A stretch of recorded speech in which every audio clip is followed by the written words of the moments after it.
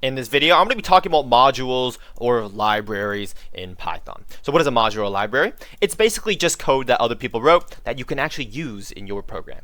So in the previous video, I talked about built-in functions. But here's the thing about built-in functions. You don't have to import anything. They're already part of Python, and the Python creators also generously put it in vanilla Python without you having to add anything to your code to access those functions. But for modules or libraries, you need to import something. In this case, let's talk about math. So there's a math library in Python, and it makes it very easy for you to do sine, cosine, tangent, power functions, right? And it also creates a format for you. Now, let's say you get the number x, and we want to take the square root of x. Well, we could put 4 to the power of 0.5, right? This is just 4 to the power of 1/2, which is equal to the square root of 4. But we can use the math library and take the square root of 4. And if I were to print this out, what are you expecting to be the square root of 4? 2, right? So instead of using 4 to the power of 0.5, 4 asterisk asterisk 0.5, that could look a little messy. You could just simply use math.square root 4, and it makes your code a lot more organized. There's also some features that vanilla Python can't access. It could do a square root, but there's some features that vanilla Python can access, like sine, cosine, tangent functions. And I'll show you those in this video. So import math. What does this do? That allows us to access your functions inside of the math library or module. I guess I'll use it interchangeably for this video because there's small differences between them, but I'm not going to get into those details.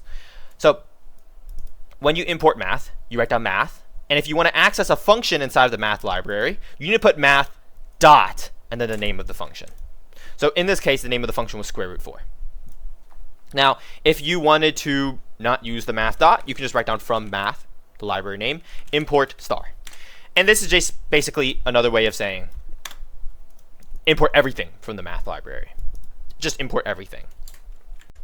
And the reason why I say import everything and why there's even a function for this, right, to import everything, you might be wondering, oh, shouldn't you just import everything from the very beginning? Why is all these libraries not part of Python?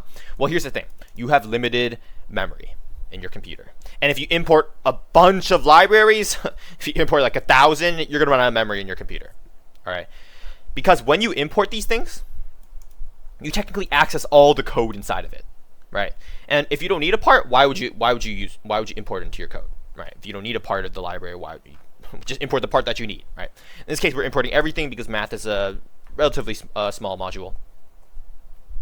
But if you don't want to write down math dot, you can import from math, import star, and now you don't have to write down math dot to access the square root function. But usually people write down import math so that you know what library you're using this from, or module, sorry. What module you're using your function from, or what library you're using your method or function from, all right? These are just things that are convention that make it easier for your code to read for other people. You can also change the name of this, all right? So import math as, let's say, MA. If you want to change the name, right, instead of writing math dot, you can write down MA dot square root, right? So instead of writing down math dot, you can change this as MA. You can write this as goo goo gaga, right? And this is treated as your math dot. Now, you never would want to put it as goo goo gaga, right? That's just annoying. But for a small name like this, math, usually you would just leave it as import math, right? You don't have to change the name of that. Math is a pretty simple name. But let's go ahead and use another functionality of the math module. You can take the sign of something. So if you want to take the sign of, let's say, pi over 3. So pi over 3 is equal to square root of 3 over 2. If I were to print out y, what would I get? Well, I would get the square root of 3 over 2. And let me double check this for you guys. So if I write down math dot square root of 3 over 2, we get the same exact answer. Now, there's a little caveat to this. When you're doing math, like especially with irrational numbers in your computer, there's something called floating point precision. It basically just, after a certain decimal place, your number just gets inaccurate. But here's the thing, that decimal place is usually very far off, like maybe even 10 decimal places ahead of the decimal, right? But anything maybe, for example, past this right here, what I highlighted. Numbers are inaccurate, but honestly, these numbers right here, that's enough to do the math that you want to approximate. You don't have to get an exact value when you're doing math every time. But that's besides the point. Let's go ahead and let's use exponents math. Let's show you another feature. So let's say you want to use e. Instead is e. If we wanted to take something to the power of e, let's say exp. So this is e to the power of 3 in this case, right? So if you don't know what e is, it's the natural number, 2.71 approximately, or Euler's constant. But if you want, let's print out e. Print e. This right here just simply prints e to the power of 3. All right, if you go in your calculator, write down e to the power of 3, this is what you get. There's also another feature called pow. Now pow, it's actually pretty useful. Let's use power as the variable. Pow is quite useful because you can set any number to the power of another number. So example, if you want to set 5 to the power of 2, you would write it in this order. And if I print out power, I should expect 5 to the power of 2, which is equal to 25.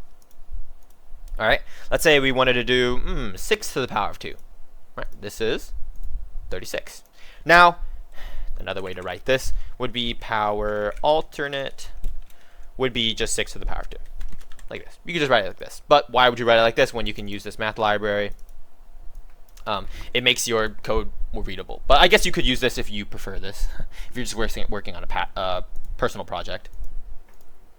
But let's go ahead and talk about another feature. Import time. Now, if you want to, look at all the possible functions that are provided by this math module, I will provide a link down in the description for the documentation. So every single library out there in Python, C, whatever, has documentation, which you can look at everything, every single feature that you could possibly see or possibly recognize inside of those libraries or modules. I'll put a link to the documentation down below, but it's very easy to find in Google. You can literally just write down Python, the name of the library, like math, and then documentation, right? So if you wanted to look for, the documentation for math, you write down Python math documentation, or Python math functions. Anything along those lines, you're going to get the documentation, all right? If you want to look for some C function, C type, C, let's see. Oh my God, I forgot. stdio, right? That's a module or library inside of C. C documentation, right? This is just examples of what you can search up. It's very easy to find these things. But let's use import time. All right. So let's use another. Let's do pi. Pi is equal to math.pi. Right. You don't have to write down the parentheses after this. You're going to get an error. But if you write down math.pi, you can access the rational number pi or the constant pi. And if I want to print out pi, you can write down print pi. Correct? Or print out the variable name. Here's the thing about time. Time, pretty nifty. You can actually create a pause between your code. So for example, we write down time.sleep. This basically means that when we print power, we wait 2 seconds and we print out pi. So remember, when your computer reads the code, it reads from the top down. So when it reads this, so it reads the import math, import time, then it reads the variables here, and then it reads the print. It prints out power. We wait 2 seconds, and then now we can print out pi. So let's go see what happens. Print out 36. 2 seconds later, print out pi. Right. Pretty nifty. You can set it to 5 seconds if you wanted to, but you can create pauses in time. Time, among many other things, has a lot of features. All right, and you can look at the documentation for that. Most of it, I haven't really used time, and you don't really have to use time unless you're working for a company that has to create some UI that shows you your time, but or you want to create a clock project, right? But time has many features. You can actually see the time right now. Let me see. Let me pull the documentation real quick. Give me a sec. All right, so you can actually print out the time doing this. You can write time, right? Remember, you have to write the name of the library first. Dot time. And look what happens. So let's set this as a variable. Rn right now. Okay, let's not capitalize that. If we wanted to print Rn, what would happen? We will print out the time in seconds after the epoch. So what is the epoch? Well, this is just maybe a little joke in the computer science community, but the epoch is what people call the beginning of time. All right, it's the beginning of time from what computers recognize it as. So when conventions were made, right, or when coding first started spreading around the world, there's something called epoch, right? And the epoch is, I think, 1970 January 1st. I might have to look at that, but if it's you can search up the epoch. It's 1970 January 1st. It's basically just when computers think is at the time 0 seconds. All right, and this epoch, basically this amount of seconds, basically tells us the amount of seconds after the epoch. Basically, this is the amount of seconds away from, let's see, away from January 1st, 1970 at 0 at midnight. So if I run this again, the time keeps changing, right? If I run this every second, it just goes up every second, right? So, it's actually a lot of zeros here. Oh, and there's another library called import random. And some people may just import as random, but some people change the name to rand. All right. So let's say we wanted to get a random number, right? Import rand num. So if we wanted to get a random number, we can simply print this num. Print the variable num. Okay, I'm typing bad. Print the variable num, and we get some random float. Okay, and this float by default is set at a range from 0 to 1. So if you write down rand.random, you should get some random decimal, some random float from 0 to 1. Now, if you want a random integer, I think it was rand.int random. Let's see, rand int. There you go, rand int. And you can get a random integer. Let's see what the range is. Okay. Oh, A and B. Yeah. There. The arguments or the parameters for this are from, let's say, 3 to 5. Right. So if we get some random number from 3 to 5, we pick 5. Run this again. Oh, we got 4 this time. We got 3. We got 3 again. We got 3 again. We got 4 again. We got 5. And if you want a random number from 0 to 100, you can write down from 0 to 100. You get 39 in this case. So the computers use something called pseudo randomnism. Technically isn't completely random, but it's close enough that we just call it random. Is it pseudo randomnism? I don't. You know what? That's the wrong name. 100%. That's not the right name. I think it's like pseudo random number generation. Pseudo randomness. Pseudo randomness. That sounds about right. But there's a bunch of cool things that you can do with the random library. It's actually very fun, especially if you want to make dice games on the computer. Right? Actually, wonderful project for you guys if you want to do this. I'll make videos for how to make a lot of like random projects, but you can play dice, right? Or you can play blackjack. You can make blackjack on your computer with this random function. You can also shuffle a deck of cards if you know how to code good enough. But random library has a bunch of nifty features. Let me look at the documentation real quick, and I'll come back to the video. All right. So maybe another cool feature is, let's say you had random choice, right? And instead of having from numbers 0 to 1, you can make a list. And you can put a list of numbers that you want it to pick from, like 3, 4, 7, 10, 15. So all right, rand.choice. Let's see if this works. Right? Picks a random number from here, and it only can pick a random number from this choice, or this set of numbers right here. 15. Run this again. 7. Right? 7. I think I can also make a string here if I wanted to. Random.choice. String. I wrote down string actually on the first try. I clicked it. But random.choice, you can make it choose something random from a list. All right. I haven't covered lists too much yet, but this is just an example of what a list could be. Of course, I'll make a video on that. I think that's my next one. But these are a bunch of cool features. Now, last thing I'd like to talk about. Right here. Actually, there's like 2 more things to talk about. First thing, remember, these built-in libraries, you don't have to download them from the internet. Okay. They have a bunch of cool features, and you can look at the documentation online. Documentation provides everything that you need to know about the code. It could be a little cryptic to understand documentation at first, but once you get the hang of coding more and more, it'll become more and more understandable, especially once you understand object-oriented programming and such.